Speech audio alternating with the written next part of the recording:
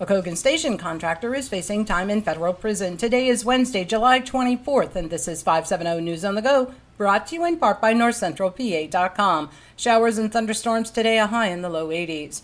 Merck announced they will cease operations by the end of the year at their Cherokee manufacturing plant in Riverside. In 2022, the company announced they would be phasing out the plant, which manufactures various antibiotics. The Daily Item reports the closure will impact about 300 local residents. The company has declined to comment on the future of the plant, which sits on a 323-acre complex. The Jersey Shore School Board is still considering permanently closing the Saladaysburg Elementary School. A public hearing is scheduled for next month to revisit whether to keep that school open. The board had little to say about the meeting other than suggesting the public show up to learn more. The closure was voted down last year by the previous board. However, during budget talks this year, it was noted that in light of the district's budget deficit, closing a school might provide a solution. The hearing to discuss the closure will take place August 5th at 6 p.m. at the high school auditorium. Felony charges have been filed against a Hughesville man for his role in a fatal crash on New Year's Day.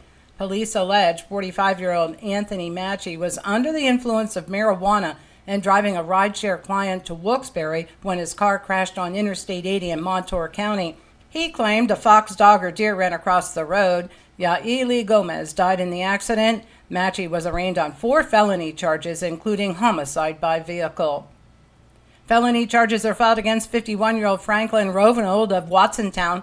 Police allege he was driving drunk when his car hydroplaned and hit a utility pole. 2 children were in the car. A 12-year-old suffered multiple rib fractures, while a 15-year-old suffered facial lacerations and a contusion of a lung. Rovenold was charged with 2 felony counts of endangering the welfare of children as well as DUI. The Daily Item reports he's free on bail. A Williamsport contractor admits to not remitting taxes on cash payments to employees. According to Penn Live, 68-year-old J. Michael Barr of Cogan Station faces time in federal prison after pleading guilty to a charge of failure to pay taxes on $615,000 in cash payments. Barr, the owner of Barr Construction, will receive a sentence in the range of 1 to 2 years. In September of 2023, he was indicted by a federal grand jury in the case that was investigated by the IRS. Dan Greenstein is stepping down as Chancellor of the Pennsylvania State System of Higher Education. He said he has a compelling opportunity to work nationally.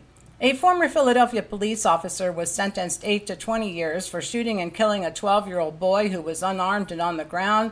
Charges of first-degree murder and voluntary manslaughter were dropped as part of a deal.